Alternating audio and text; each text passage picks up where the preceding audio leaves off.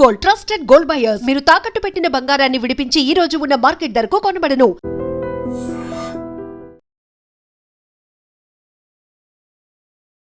నమస్కారం, welcome to I dream. ధర్మ మార్గం విత్ విజిత కార్యక్రమానికి స్వాగతం.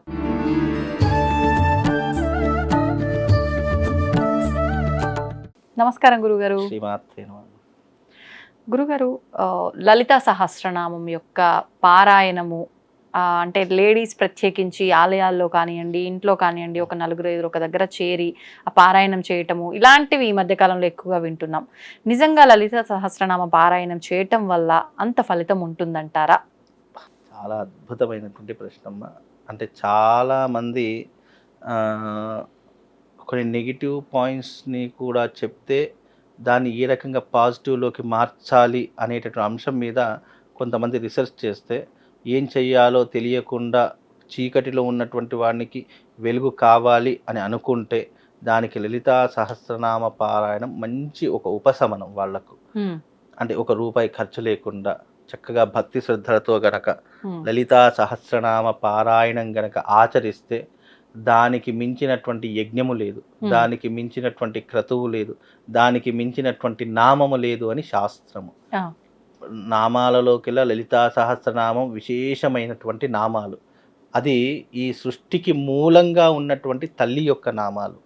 అందులోనూ లలితా సహస్రనామంలోనే మొట్టమొదటిగా వచ్చేటటువంటిది శ్రీమాత శ్రీ మహారాజ్ఞి. అంటే ఈ ముల్లోకాలకు మహారాణి అయినటువంటి తల్లి. కేవలం మనుషులకే మానవాళికే కాదు, దేవతలకు కూడా మహారాణి ఎవరు అనంటే ఆ లలితా పరమేశ్వరి అమ్మవారు.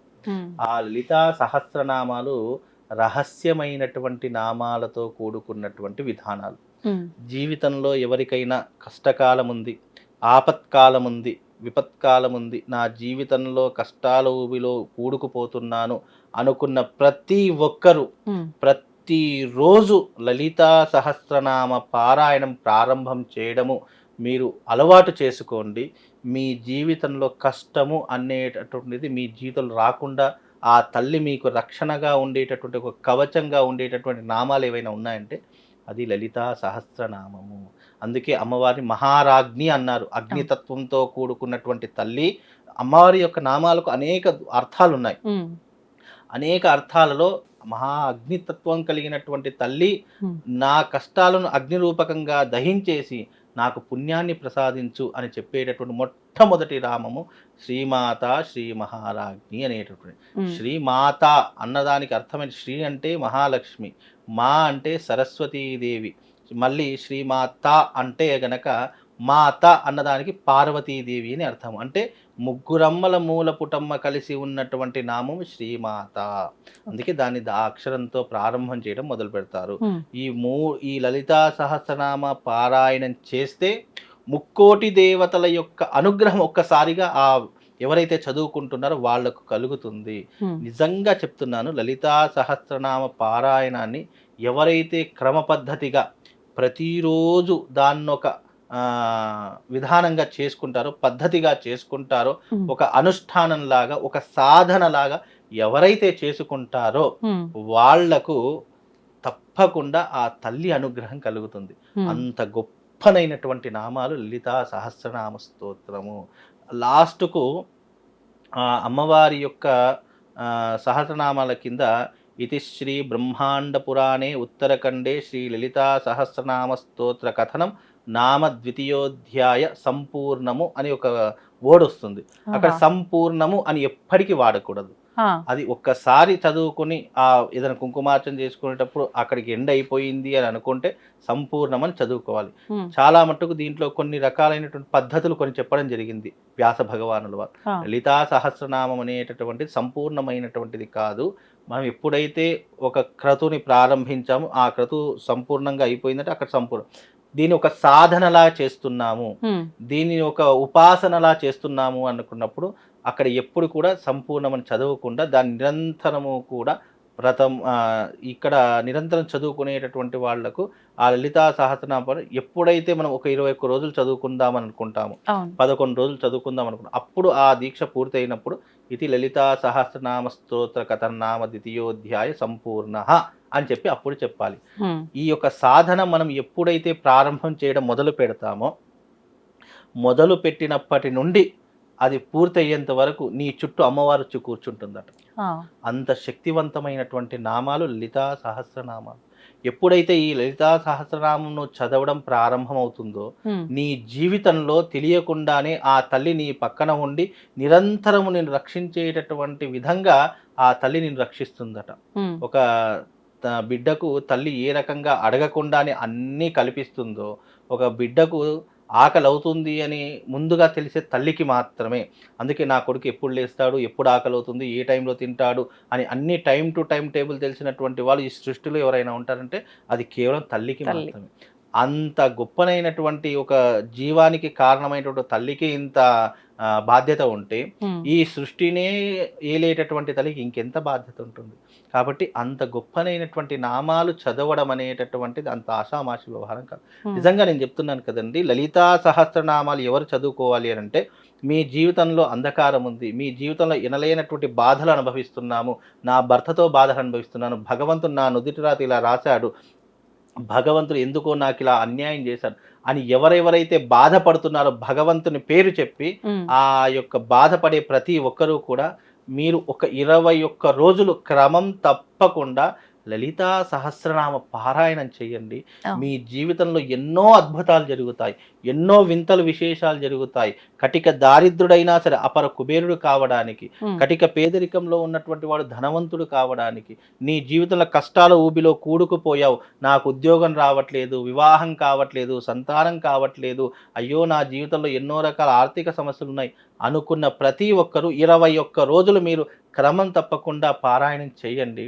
ఆ తల్లి మిమ్మల్ని ఎక్కడో కూర్చోబెడుతుందండి. ఉమ్, ఎందుకంటే ఈ సృష్టిలో తండ్రి ప్రేమ కంటే తల్లి ప్రేమ చాలా గొప్పది. గొప్పది. అవును. ఎందుకంటే తండ్రి ఒకసారి చెప్తే వినకపోవచ్చు, ఉమ్, 2 సార్లు చెప్తే వినకపోవచ్చు, 3వసారి అయినా వింటాడు.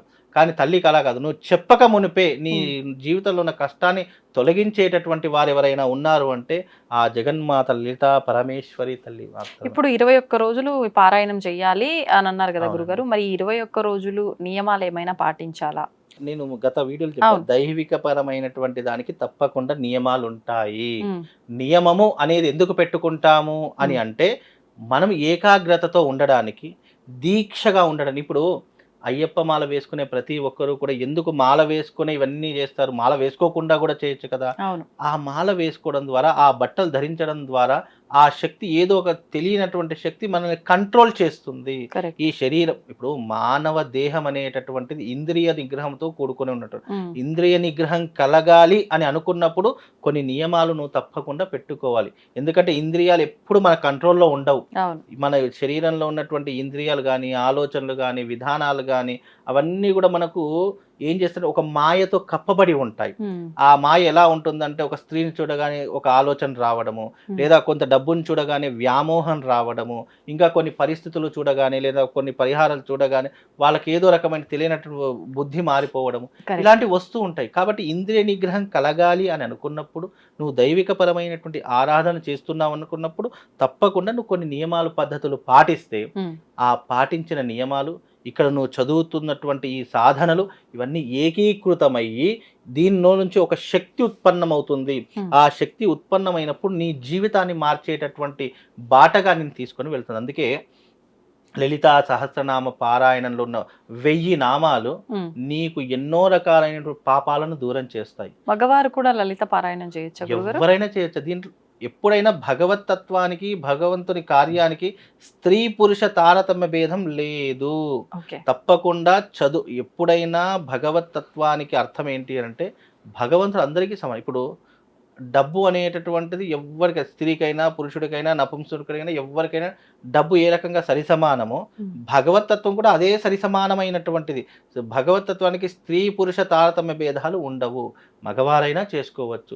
చాలా మంది, ఇప్పుడు కొంతమంది పెళ్లి కాని వారు కొన్నిసార్లు వ్రతం చేసుకోవాలి అని అనుకున్నా కూడా కొంతమంది నామోషి పడుతూ ఉంటారు. అయ్యో, భార్య లేకుండా కొన్ని వ్రతాలు చేయకూడదేమో, భర్త లేకుండా కొన్ని వ్రతాలు చేయకూడదు స్త్రీలు అనుకోవడము. భగవతత్వానికి అవకాశం ఉంటే తప్పకుండా చేసుకోవాలి. అవకాశం లేకపోతే నువ్వు సింగిల్గా అయినా చేసుకోవచ్చు, దాంట్లో తప్పేం లేదు.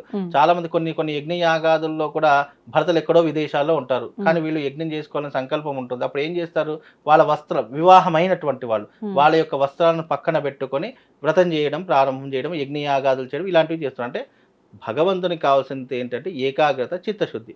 ఇవి ఉన్న ప్రతి ఒక్కరు ఏ క్రతువైనా కేవలం ఇది పారాయణమే కాదు, ఏదైనా చేసుకోవచ్చు. కాబట్టి లలితా సహస్రనామ పారాయణం అనేటటువంటిది మనిషిలో ఉన్నటువంటి చైతన్యాన్ని పెంచుతుంది, ధైర్యాన్ని పెంచుతుంది, ఆకర్షణీయమైనటువంటి విధానాన్ని పెంచుతుంది. నువ్వు ఎప్పుడైతే లలితా సహస్రనామం నిరంతరం పారాయణం చేయడం మొదలు పెడతావో నీ నోటిలో వచ్చేటటువంటి శబ్దం ఒక శాసనంలా మారిపోతుంది. శాసనము అంటే ఏంటి, అధికారంగా మారిపోతుంది. అప్పుడు నీ జీవితంలో లలితా సహస్రనామం పారాయణం చేస్తూ వెళ్ళావనుకో, ఎదుటివాడు ఎంత గొప్పవాడైనా ఎంతటి వాడైనా సరే నువ్వు చెప్పిన మాటకు కట్టుబడి ఉంటాడు. అలా మనిషిని ఒక శక్తివంతంగా మార్చేటటువంటి నామాలు లలితా సహస్రనామ పారాయణము. దానిలో ఉన్నటువంటి శక్తి, వైబ్రేషను, దాంట్లో ఉన్నటువంటి తరంగాలు మనిషిని ఒక ఉన్నతమైనటువంటి స్థితిలో కూర్చోబడతాయి. కోపతారి మనుషులనైనా ప్రశాంతంగా మార్చేస్తుంది. మా అబ్బాయి ఊరికే కోపడతాడండి, మా అబ్బాయి చీటికి మాటికి గొడవ పడతాడండి, ఏది మాట్లాడినా తప్పుడు అర్థంగా తీసుకుంటాడు, అనవసరంగా అరుస్తాడు, అనవసరంగా ఇంట్లో ఉన్న వాళ్ళ మీద ఊరికి అరవడం ఇలాంటివి చేస్తాడు. అలాంటి వాడైనా సరే లలితా సహస్రనామ పారాయణం చేసి చూడండి, ప్రశాంతంగా అయిపోతాడు. మనసు ప్రశాంతంగా అయిపోతుంది, ఆలోచనలు మారిపోతాయి, బుద్ధి మారిపోతుంది, అన్నీ మారిపోతాయి. అంత గొప్ప, ఇక ఆ నామాలకు సాటి ఇంకొకటి లేదు. కాబట్టి లలితా సహస్రనామ పారాయణం మీ జీవితాన్ని మార్చే అత్యద్భుతమైనటువంటి సాధన. మీ జీవితంలో కష్టకాలంలో ఉన్నారంటే పారాయణం చేయడం మొదలు పెట్టండి. 21 రోజే చేయండి. 21 రోజు చేశారనుకోండి, వాళ్ళ జీవితంలో కొన్ని మార్పులు కనిపిస్తాయి. అబ్బా, అమ్మవారి దయ వల్ల నాకు మార్పు వచ్చింది అని చెప్పి ఇక దాన్ని చేయడమే ప్రారంభిస్తారు. ఒక వ్యక్తికి ఒక మంచి జరిగింది అనుకున్నప్పుడు దాన్ని ఇంకా నిరంతరం చేసుకుని వెళ్తే ఇంకా దాని యొక్క ప్రభావం రెట్టింపుగా వచ్చి నీ జీవితాన్ని ఉద్ధరింపజేయడానికి, ఆ తల్లి యొక్క ఆశీర్వాదం నీకు లభించడానికి ఇంతకంటా సులువైన మార్గం ప్రపంచంలో ఏది లేదు. నీ ఇంట్లో కాస్త టైం తీసుకొని అది చేసుకుంటే ఇక నీ జీవితంలో విద్య, ఉద్యోగం, ఆరోగ్యం, ఐశ్వర్యము, మంచి లాభాలు అన్నీ కూడా దాని ద్వారానే కలుగుతాయి. కాబట్టి అది ఒక గొప్పనైనటువంటి సహస్రనామ స్తోత్రము. దాన్ని చదివినటువంటి వారి యొక్క జీవితం ధన్యము. ధన్యవాదాలండి. తవ్వండి, తవ్వుతూనే శివలింగం సరే దాన్ని అట్లా కప్పేసేయండి, చూపించదండి. Krishna is there. మూర్తి పూజ కాదు, సాక్షాత్ బ్రజేంద్ర నందన భగవాన్ ఉన్నారు మూర్తిలో. ఏమీ ఆశించకుండా ఆరాధించే వాళ్ళు కూడా ఉన్నారా ప్రభుజీ? నిజమైన భక్తి అంటే మనకు తెలియదు కాబట్టి